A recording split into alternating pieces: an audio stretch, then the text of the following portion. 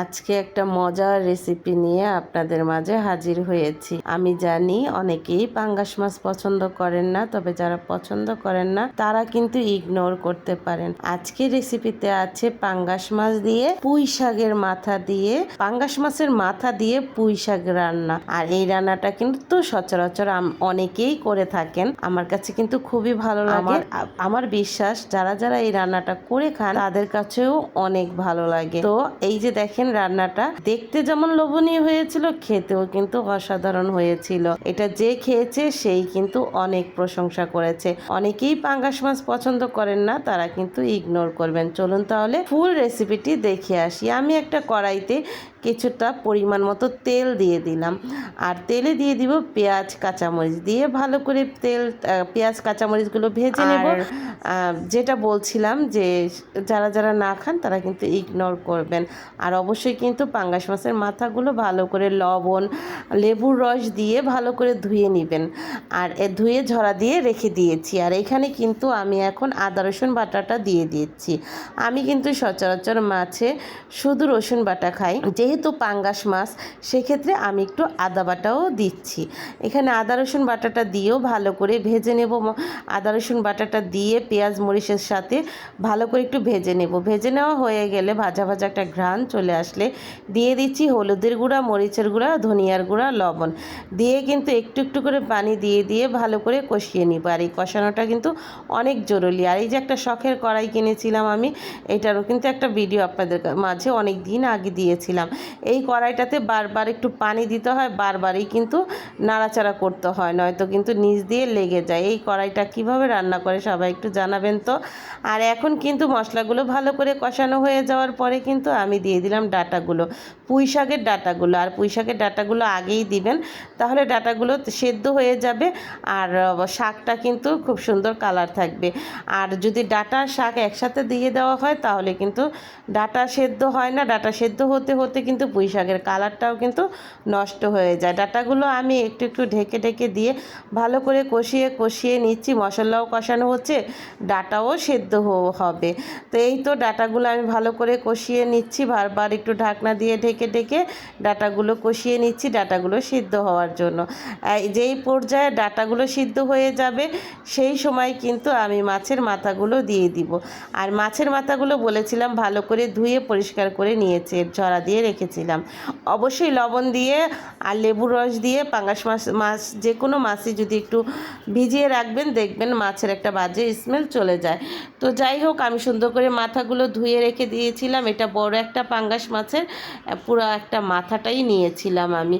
মাছটা সম্ভবত 3.5 কেজি নয়তো 4 কেজি ওজনের ছিল। আমার সঠিকটা মনে নেই, তবে অনেক বড় ছিল মাছটা। যাই হোক, এখন কিন্তু আমি এভাবে রান্না করি সব সময়। মাছের মাথা দিয়ে এভাবে আমি শাক পাতা দিয়ে রান্না করে খাই, আমার কাছে ভালো লাগে। মাছের মাথাগুলো ডাঁটার ভিতরে দিয়ে দিলাম, দিয়ে এখন ঢেকে ঢেকে মাছের মাথাগুলো কিন্তু একটু কষিয়ে নেব ভালো করে।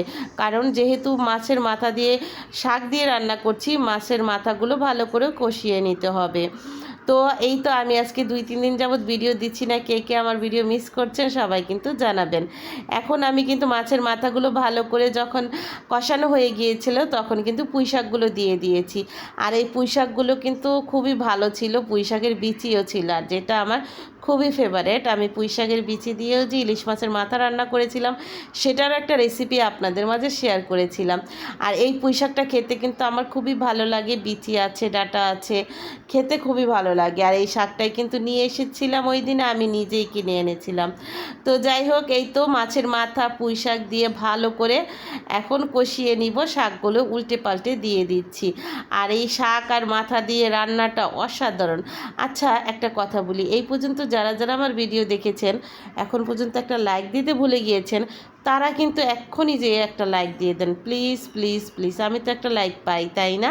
আর আমার এই ভিডিওটি যদি আপনার কাছে ভালো লাগে তাহলে কিন্তু আপনারা যারা পাঙ্গাস মাছ খান পছন্দ করেন তারা কিন্তু এইভাবে পুঁই শাক দিয়ে পাঙ্গাস মাছের মাথা দিয়ে রান্না করে খেয়ে দেখবেন, খুবই মজাদার হয়। এই তরকারিটা খুবই মজা হয়। আর এই তরকারিটা যাকে খাওয়াবেন সেই বলবে অসাধারণ। এদিক দিয়ে কিন্তু শাকের থেকে পানি উঠে গিয়েছে, এখন কিন্তু আমি মাথাগুলো একটু খুন্তি দিয়ে ভেঙে ভেঙে দিচ্ছি, একেবারেই কাটা কাটা করব না, মানে হালকা হালকা আধো ভাঙ্গা করে নেব মাথাগুলো। এই তো সুন্দর করে আধো ভাঙ্গা করে নিচ্ছি, ভালো করে নেড়ে চেড়ে। এইদিকে কিন্তু আমার তরকারিটাও হয়ে আসতেছে। আর আপনারাও কিন্তু আমার ভিডিও খুব ভালোবাসেন, এজন্য সবাই কিন্তু একটা লাইক দিয়ে যাবেন, কমেন্ট করে যাবেন। আপনাদের কমেন্ট ধরে ধরে আমিও কিন্তু আপনাদের বাড়িতে চলে আসবো। এই যে দেখেন শাকটাও কিন্তু মজে গিয়েছে।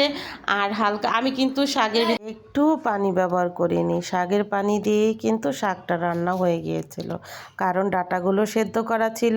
আর ডাঁটাগুলো সেদ্ধ করার কারণে কিন্তু শাকের পানি দিয়ে শাকটা সেদ্ধ হয়ে গিয়েছে। শাকটাও সবুজ সবুজ ছিল। আর এখন কিন্তু শেষ পর্যায়ে একটু জিরার গুঁড়ো দিয়ে দিলাম। আর এটা টেলে নেওয়া জিরার গুঁড়া, যেটা কিনা দিলে তরকারির স্বাদটাও বেড়ে যায়। লাস্ট ফিনিশিংয়ে এই জিরার গুঁড়াটা কিন্তু অবশ্যই দিবেন, দিয়ে ভালো করে নেড়ে চেড়ে নেবেন। আর এইখানে দেখেন মাখো মাখো একটা ঝোল হয়েছে, একেবারে শুকনাও হয়নি, একেবারেই কিন্তু আবার ঝোল ঝোল রাখা যাবে না। এই তরকারিটা কিন্তু ঝোল ঝোল মজা লাগে না, এই তরকারিটা এরকম ভাজা ভাজা থাকলেই ভালো লাগে। তো এই যে দেখেন তরকারিটা দেখতে কেমন লোভনীয় হয়েছিল, খেতেও কিন্তু দারুণ হয়েছিল। আজকের ভিডিওটি আপনাদের কাছে কেমন লেগেছে জানাতে কিন্তু একটুও ভুলবেন না।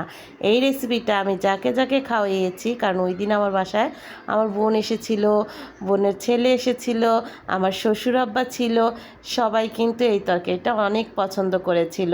আর যারা যারা পাঙ্গাস মাছ তারা কিন্তু স্কিপ করবেন এই রেসিপিটা, কারণ সবাই তো আর সব কিছু পছন্দ করে না, আর অনেকেই পাঙ্গাস মাছ পছন্দ করে না। তবে আমার পছন্দও না আর একেবারে অপছন্দও না, মানে মাঝামাঝির মধ্যে আছে। তবে আমার মেয়েটা অনেক পছন্দ করে।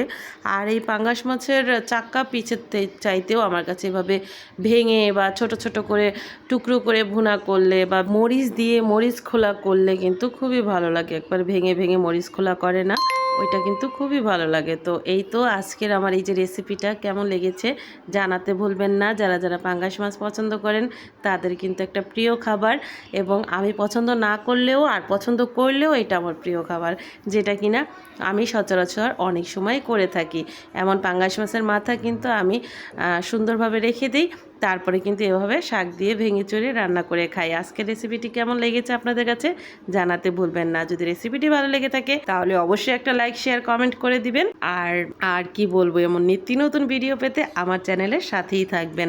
আমি হয়তো বা একটু দেরি করে ফেলি ভিডিও দিতে, অনেক ব্যস্ততার কারণে একটু লেট হয়ে যায় হয়তো বা ভিডিও দিতে। তো সবাই একটু ভিডিওগুলো দেখবেন। আমি সাধারণ একটা মানুষ, আমি প্রতিদিন যা রান্নাবান্না করি, যা খাওয়া দাওয়া করি, সেটাই আপনাদের সাথে শেয়ার করি মাঝে মাঝে। তো এই তো মাঝে মাঝে এরকম বিরক্ত করতে চলে আসবো। আর আমার এমন নিত্য নতুন ভিডিও পেতে আমার চ্যানেলের সাথেই থাকবেন।